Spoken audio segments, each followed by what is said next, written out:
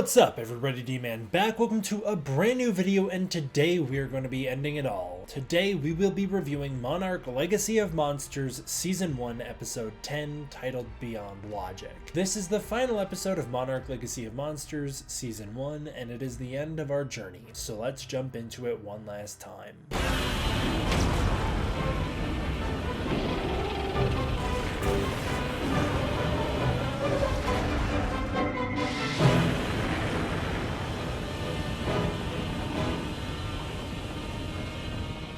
Thank you guys so much for joining me over the past 10 weeks to review this show, or I guess 9 weeks because there was 2 episodes 1 week, but thank you guys so much for sticking with me all this time. I really appreciate it, and it means so much to me that I've been able to go on this journey with you guys from like week to week, being able to take part in your week-to-week viewing process. It's just so exciting. I had a great time doing this. Big shout out to Apple TV for helping make these videos possible. Thank you so much for the screeners and the assets on the channel. I really appreciate it, and thank you guys so much for joining me. But as Tony Stark once said, part of the journey is the end. And so today we will be reviewing the final episode for Legacy of Monsters. This isn't going to be my last video on this show by any means. We're going to talk about it a lot to come, especially because I think Season 2 is going to be right around the corner. I think that'll probably come out about this time next year, or at the very end of this year, I should say, around fall, is when we could expect to see it start, the same way we saw it start last year in the fall. Season 2 has officially not been greenlit yet, but I think it's going to be right around the corner, especially with the very positive reception to this episode, and I understand why. This was a fantastic episode. I'm a little conflicted because on the one hand, this episode gives so much of the like, oh, we're finally doing the big finale and there's a really cool Godzilla scene in here. On the other hand, that last episode, episode 9, was soul crushing, and it was so good and so well written that I don't know which one I like more. I'm gonna give the whole season a bit to simmer before I decide which episode is my favorite. I'll probably rank the episodes at some point. We'll talk all about Season 2. I'll do a full season review at some point, but for right now, let's jump into this episode. Spoiler warning for Monarch Legacy of Monsters episode 10. As per usual, I'm not going to be doing a plot by plot, beat by beat breakdown of the episode, but I am going to be giving my spoiler filled thoughts that I had while going through it. The first thing that I thought before this episode even started, and the thing that stuck with me the entire time, was, oh my god, I don't want Shaw to die. It just felt like this is the time, his time has come. The MonsterVerse loves to kill big name actors, especially when it's in a really unceremonious way. Of course, Kurt Russell's the biggest actor in this show, and so it felt like his death was imminent, and that was the thought throughout this whole episode, and they clearly are aware that we are thinking that. I thought the start of this episode was a pretty crazy way to start it. I actually expected the episode to pick up with Kentaro and Hiroshi because that was a much more tame story, but we hit the ground running. I know it's where we left off with the last episode with Keiko saving Kate from the boar, but I was really impressed that they just started here and were like, we're doing it. It's such a bold step for the MonsterVerse to have introduced time dilation, and I'll talk a little bit about how I feel about it towards the end of the video, but I'm glad that they just started with it and were like, this is the world, let's do it. I really love the depth this show has added to the universe. The creatures this show adds are really nice. Those little lightning bugs are so sweet. It's just little stuff like that that helps flesh out the world, makes it feel truly real and lived in. Also, shout out to the lighting and the Hollow Earth because, oh my god, it looks so good. This is actually, I think, far superior to the portrayal of Hollow Earth in the films. I thought that the day to night cycle was really cool. I thought that the lights in the sky were so rad. I thought the way lights emit from the surface, that's how it's lit, by this radiation just pouring through the ground. That is so cool to me. It's a little upside down-ish from Stranger Things, and you know what? I'm okay with that. I think it is a far more interesting and exciting portrayal of the Hollow Earth than what we got in the films. They're a little more commercial. You can do more sequels with them, and you can just do more in that world, but this was the type of Hollow Earth I was looking forward to when we first heard about it. I thought it was so sad how Keiko thought that they were there to rescue her, and her slow realization that this is just an unfortunate person who was wound up in the same situation as her. That was really good. I've had a real problem with the Apple TV screeners subtitles, but this episode restores them to pretty decent. Not as good as the first 2 episodes, but they're pretty good here. So Hiroshi's trying to prove the existence of Hollow Earth, and he says he's doing it for his parents, which I actually really like. I like that that's what his motivation is, but I don't understand his methods, nor do I understand his urgency. Too little too late, read the room. You really think you're gonna make this offer to Kentaro now, and he's gonna be like, this is a great time, let's do it. Hiroshi, you're the problem, man. man. Hiroshi doesn't do nearly enough to make it up to Kentaro. I loved that Hiroshi was searching for coexistence. That is such a Serizawa thing to do, and it makes me think that it's probably just Verdugo who's causing problems over at Monarch. She's probably the one who just refuses to believe this stuff, as it seems like a lot of the things that the characters in this show want also line up with the things that Serizawa wants. So I wonder how much power Serizawa really has. It's interesting to get the confirmation that Kate's family was first. I thought that it was kind of strange that Kentaro was so worried about that. I was kind of on Hiroshi's side with that one, where it was like, Kentaro, you've got bigger things to worry about, man. But I understand that coming face to face with his father was a really big deal and a hard thing for him to do, and so I get why that moment would be so intense for him.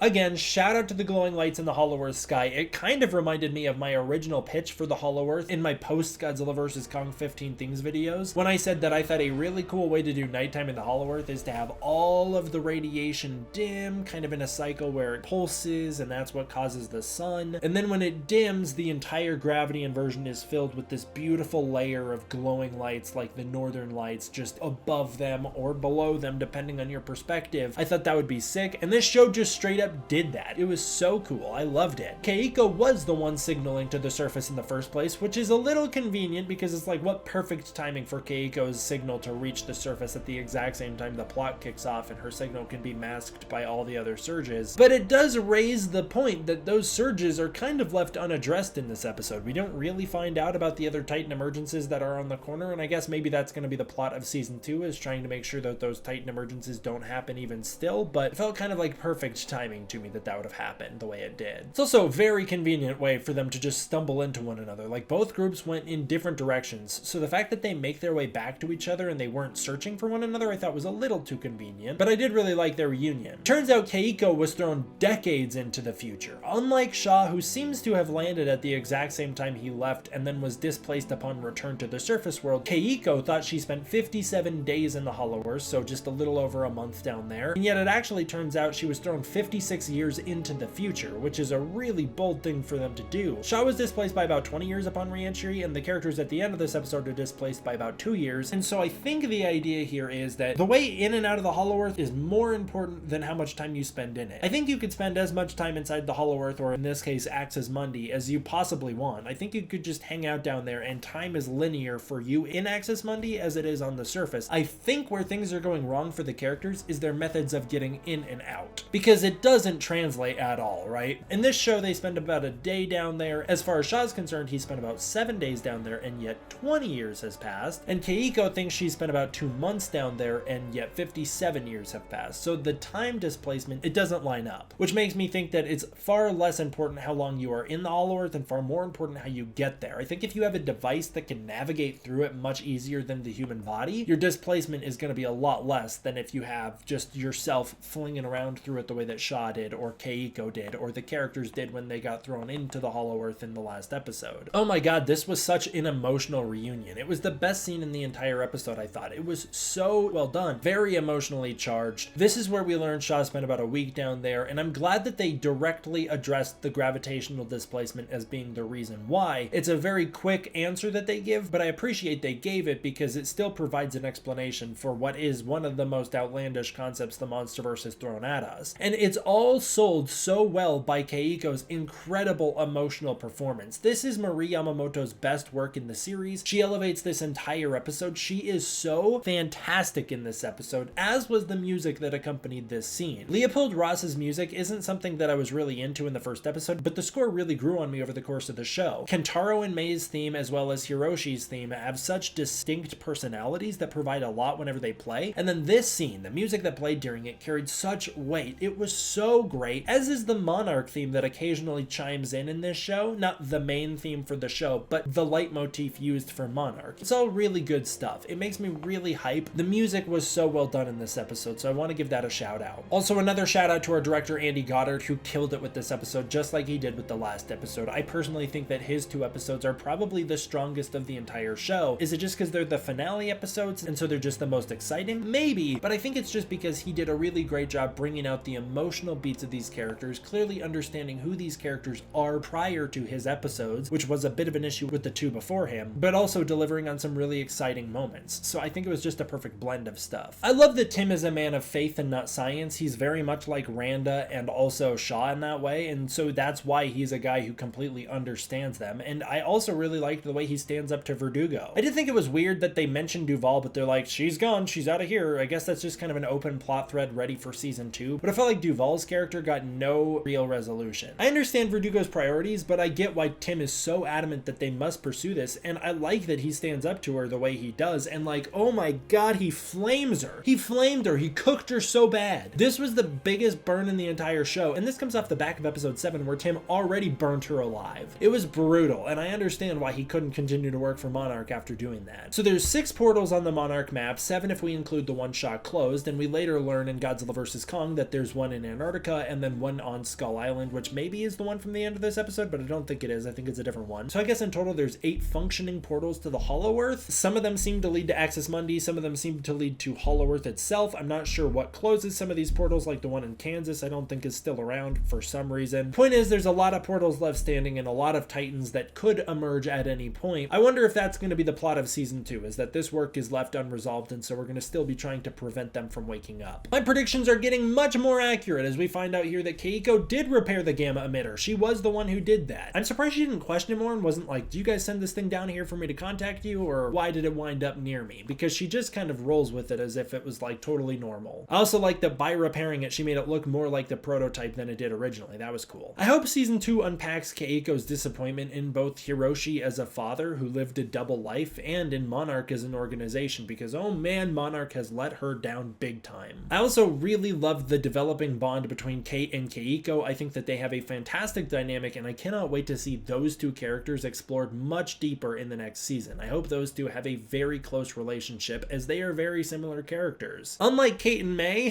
the show really sidelined May after episode 7. She's had almost nothing to do, and it's really like, what is she still doing in this plot? She's actually been very good since episode 7. It's just she hasn't accomplished anything or contributed much at all, and I actually feel kind of bad for her. Like, they didn't really give her much to do other than just sit there and hold Kate's hand in a relationship that I'm glad doesn't fully aggressively materialize in our faces, because I still really dislike that relationship. I appreciate the relationship between Cate and May being an unspoken thing. I don't know if I'll ever quite be over the brother-sister love triangle that has occurred in this show. I'm hoping that season 2 just kind of moves things along. Emiko is such a fantastic and complex character. I'm so glad we got to return to her, and I'm so glad she got to have closure and break things off with Hiroshi to his face. And I like that even though she's mad at him and is breaking things off and is like, it's over between us, I really appreciate that she gives him an opportunity to redeem himself with Kentaro, and that relationship between the two of them is clearly a foundational one that needed to happen in order for our characters to be rescued, so I really appreciated that. Another thing I really appreciated was the dynamic between Shaw and Keiko. I thought that their performances were so good in this episode, and the way they played off each other, it showed that these are characters with a deep, rich history that are in a really uncomfortable and strange position now. I also really like that we returned to Kentaro's bar. This episode did a really good job tying back throughout the entire season to things we have seen before. I like that Kentaro's using his art skills to try and piece together the map. That was a really cool use of his skills, and I think it's really great that Tim shows up to sit with him and the two of them are on a mission together, Tim having joined the Greats and being kicked out of Monarch alongside Hiroshi, Bill Randa, essentially, as well as Lee Shaw. It's interesting that Tim clearly thinks the way that those men do and also wound up suffering a similar fate. I really loved the emphasis placed on Randa's sacrifice for Monarch. I thought it was such a shame how Randa was never given proper due. Monarch never really believed in him, and he basically died for nothing considering nobody believed him anyways. If only they knew the state that Monarch was in 1973 and how Randa was treated, and also how far he had fallen and how driven by these conspiracies he was as a result of their loss, it would destroy both of them. That is something that I am really interested to see the show develop, is Keiko's feelings about Randa in relation to Hiroshi, who probably knows a little more than she did. I'm really curious to see her reaction to the footage of him. I think it was fantastic the way that Shaw clearly still is in love with Keiko, but it's just their relationship is so far past that at this point that it's created this wonderfully complex and dynamic bond between them that is so deep and emotional. Keiko, again, is doing such an amazing performance in this episode, such a good job. Yamamoto has to carry the emotional burden of 50 years of loss and trauma packed into minutes, and she does such a wonderful job portraying that. It is the best performance in the entire show, and it was right up there with the way Kentaro was portrayed in the last episode. Shaw's description of the future was perfect. It was funny and heartfelt and emotional all at the same time. I really thought it was beautiful. I'm really curious to find out how Keiko responds to the fact that Hiroshi betrayed Shaw so aggressively and threw the guy's entire life away. She could have been rescued way sooner if it wasn't for Hiroshi. How does Hiroshi exactly have Randa's video? I guess that implies realize that after the events of the beginning of this show, Randa goes and picks up his camera reel that's all destroyed now and then passes it off to Brooks, who then passes it off to Hiroshi. I guess that's the only way that makes any sense, which still checks out considering we know Monarch winds up with Bill Randa's footage as it plays in Godzilla King of the Monsters. Randa's video footage being the exact same video footage from episode 1 was a little silly to me. It had the same boxes and glitches on it. It was a little like, what are we doing here? It should have looked a little different if it was rendered digitally. Also, how does that thing have sound? I could have brought that up in the first episode, I didn't, but those cameras that Bill Randa records with, I don't think that would record sound. So technically there should be no sound to that video, but I'll give it a pass because it works for the story. What exactly is Hiroshi's plan? We still don't learn in this episode, and I don't understand why he's so hesitant to even try and look into saving Cate in the first place. I thought it was weird that the season ended and we still don't entirely know what his plan is other than to prove the Hollow Earth. We find out that he woke up Godzilla because he was trying to create another portal and had no clue that it was Godzilla specifically, but that still doesn't quite explain what it is he thinks he's doing. Tim chose to quit Monarch to work for Apex. I'm really interested to see how that'll affect Mechagodzilla. The fact that these characters now have to help Apex was a very interesting point to put them in leading into season 2. That's gonna be rough. What the hell is Axis Mundi? It's a place between places, huh? Really? Parts of Earth and parts of their world all mixed together to create this new place called Axis Mundi, but it's not the home of the Titans nor the home of the humans. How does that work? Where is it on Earth? Because we've seen scans of the planet in Godzilla vs. Kong. What exactly does any of that mean?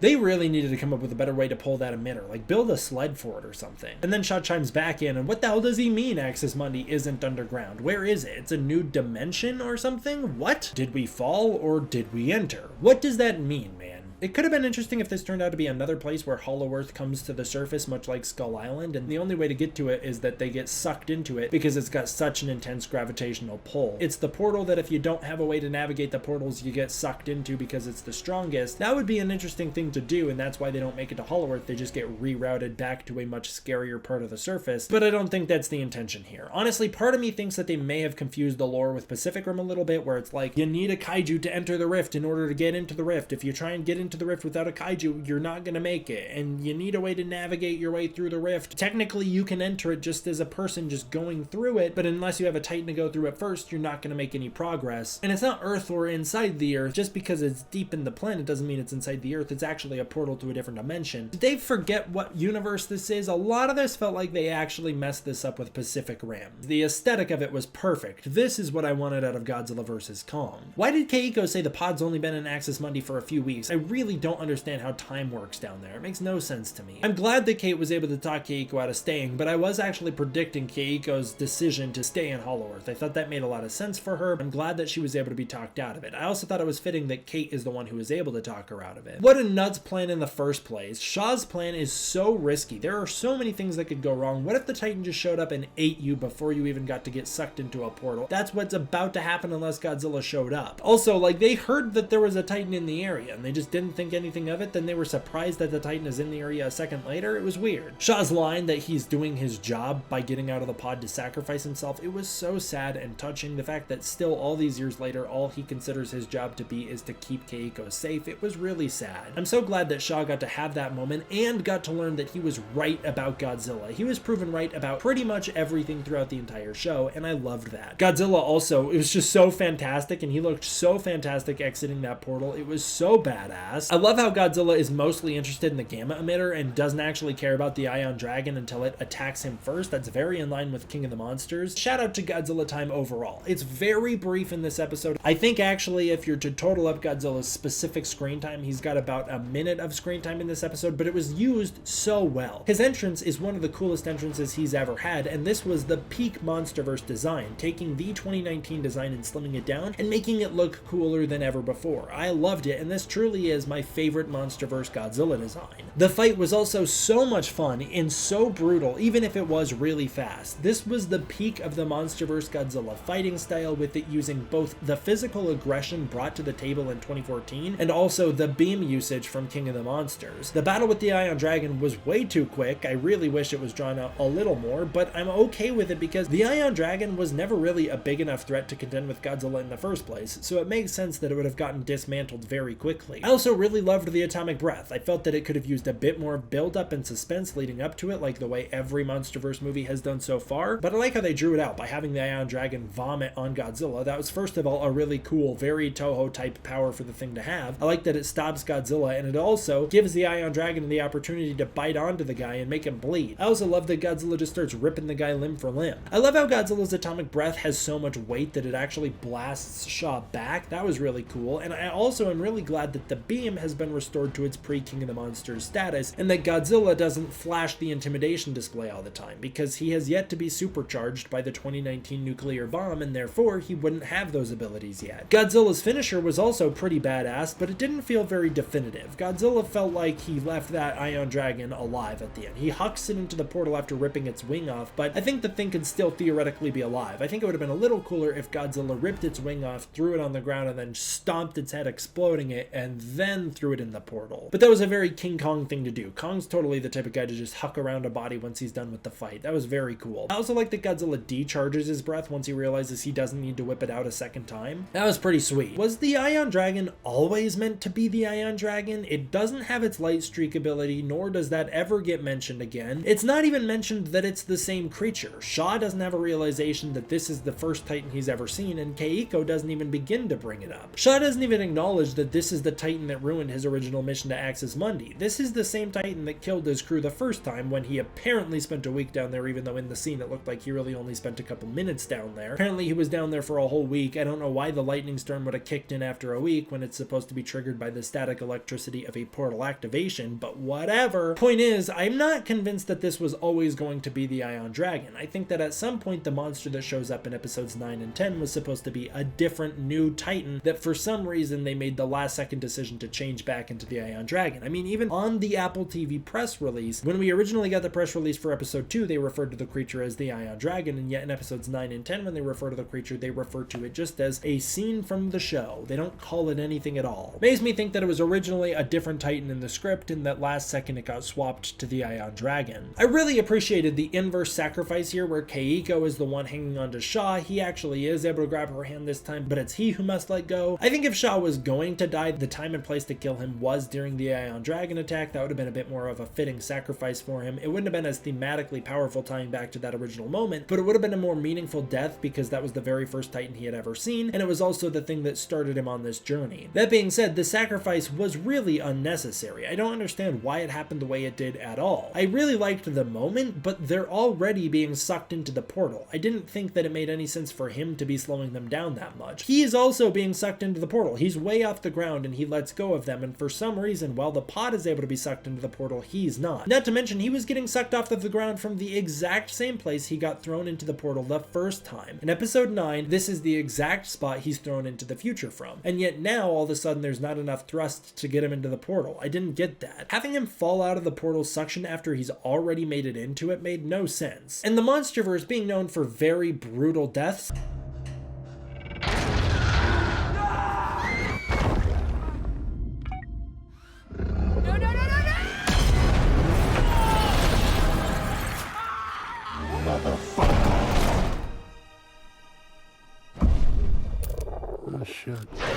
they're not discreet about it. They make it very apparent when a character dies, and this was not one of those moments, which makes me certain Shaw is fine. I think the reason they did it this way is so that they could open the door for future seasons to where if Kurt Russell doesn't want to come back, he doesn't have to, but they've clearly set it up so that the guy's fine. He can just show back up. He's already survived a fall to Axis Mundi twice, so why couldn't he survive a fall within it? It makes no sense for him to be dead. What realistically should have happened is he should have let go, the pod gets sucked through one end of the portal, and then he gets thrown off through a different one into a different part of the future or a different part of the planet. That would have made a little more sense to me. But the Gamma Signaler was left behind with Shaw, and so I think he'll be fine. He'll send them a message in the next season and they'll go to get him out. It makes sense to me. The ending of this episode was really awesome. I thought it was a fantastic use of Apex, and I like that Apex uses this magnet machine to catch them, which is very similar to their maglev system from Godzilla vs. Kong. The character reunions were also really great. Shout out to Kentaro for going straight to Kay and hugging her. I really appreciate that they made those two such buddies. bodies. I did think it was a little weird that the character dynamics felt the exact same after 2 years supposedly having passed for Kentaro. Like, he seems to feel the exact same way about Mei as he always has. I felt like there should have been a little bit more excitement for the two of them to reunite. And then I thought the ending with Randa was a little like, has no time passed at all? Also, Kentaro isn't curious where Shaw is or who this mysterious woman who looks just like his grandma is. Like, he just kind of rolls with it. That was kind of strange. But it gave way to such a beautiful moment where Hiroshi and Keiko finally reunite. It was so sad. Hiroshi's little mama and then Keiko's reaction to that was brutal. That was great stuff. And then yucky Brenda shows up. We hate her. She is the least likable MonsterVerse villain so far, and I mean, that's the point. I mean, the actress is doing great as being this horrible character. She shows up and it's like, she's so sassy against Mei. It's been 3 or 4 years for you at this point. Move on. You're past it. I thought the reveal was really well done. The thing that made me the most upset was that for some reason they took Tim's cane away. He was going to be so cool being a man rocking a cane and they took it away from him. What the hell? So they wind up 2 years in the future, which puts them roughly in 2017, which is just after the discovery of Ghidorah in 2016. Mothra's already been discovered by this point. Rodan's already been discovered by this point. All the puzzle pieces have basically been put in place for Godzilla King of the Monsters, and I'm a little sad about that 2-year time jump. I'm glad that we didn't jump post King of the Monsters. That was my big fear, but I still think that jumping in time is kind of a sloppy way to just ignore some of the character beats that could have been developed over the course of the next season. I guess it's a way to evolve the story rather quickly, but I'm hoping that they don't just write off some of the stuff, like whatever happened to Duval, how Monarch is doing with their first public outing, whatever's going on with Hiroshi's portals. I thought that that's stuff that could have been developed right now. We could have continued the stories right now. And jumping forward, it's not as satisfying. So I'm hoping that a season 2 episode 1 maybe would take us back to 2015 and fill out the time gap between 2015 and 2017. I'd also really like to see more of actual Monarch, more of Serizawa, Dr. Graham, that team discovering things like Ghidorah and building Castle Bravo. That's the type of stuff I was really hoping this show would dive into in the first place, and I'm a little disappointed that it didn't. I did think that it was a fantastic way to bring the season full circle, ending us on Skull Island the way that we started it. I'm a little confused about what portal they exited from. It seems like it was just in the middle of a parking lot and does not line up with the portal that we thought Nathan Lind attempted to enter in Godzilla vs. Kong. Also, they clearly have a way in and out of Axis Mundi here, so why didn't Lind think to use any of these techniques or this data in his experiments? I guess maybe because they weren't working with Apex at the time. I also think it's very weird that now theoretically in canon, assuming canon is still being preserved, which it isn't, but assuming it is, this means that Monarch and Apex both have facilities on Skull Island at the exact same time in 2017. At least this justifies how Apex is able to harvest Skullcrawler eggs, which is cool, and how they're able to study the Titans. Where'd the top half of the Ion Dragon go? Did it get spit up in a different part of the planet? That would have been a cool thing to see. I thought that it might get spit up in Skull Island, but we didn't see with the rest of the characters there, so I don't know what happened to it. The ending of the season was a great way to end basically the way we started. Technically, the first thing we see is Skull Island itself, but we're still seeing Skull Island, just now we're seeing Kong, who is the thing that really sells the beginning montage, which is cool. I also really love that it's a throwback to the original clip of Kong that was done for 2017's Kong Skull Island when there was an SDCC teaser for it. They've basically recreated that, and I'm glad I'm not the only fan who has noticed that. That's very cool stuff. Just shout out to seeing my boy King Kong back. That's so cool. I would have loved to see Hiroshi's first steps on Skull Island where he realizes this is the place his father died, but I'm excited to see Keiko's reaction to that information in the next episode, or at least I hope in the next episode, or in the next season, whatever. It was awesome to see Kong again. He looks great. It was so cool just to have that little ending teaser, and I really hope that sets up for the future season, dealing a lot more with Skull Island and Kong directly. Season 2 could be a much better blend between Kong and Godzilla together, both as these opposite ends of the spectrum. That would be really awesome. What did you think of this episode? I'm really curious to hear what everybody else thought. I thought it was a great time. I really loved it. I was very satisfied with the final battle despite how short it was. Yes, I could have gone for a little bit longer of a fight, but I'm chill with it because it looked fantastic and it had great emotional weight. What did you think of it though? Comment down below and let me know. Thank you guys so much for watching. I really appreciate it. I want to give a huge thank you to my patrons over on Patreon. If you want to support the Patreon, you can use the link in the description below. By supporting the Patreon, it's the most direct way towards supporting this channel, and I really appreciate it. Thank you guys all for watching. I hope you enjoyed. I will see you guys next time for the next one, and our Monarch discussions are far from over. D-Man out.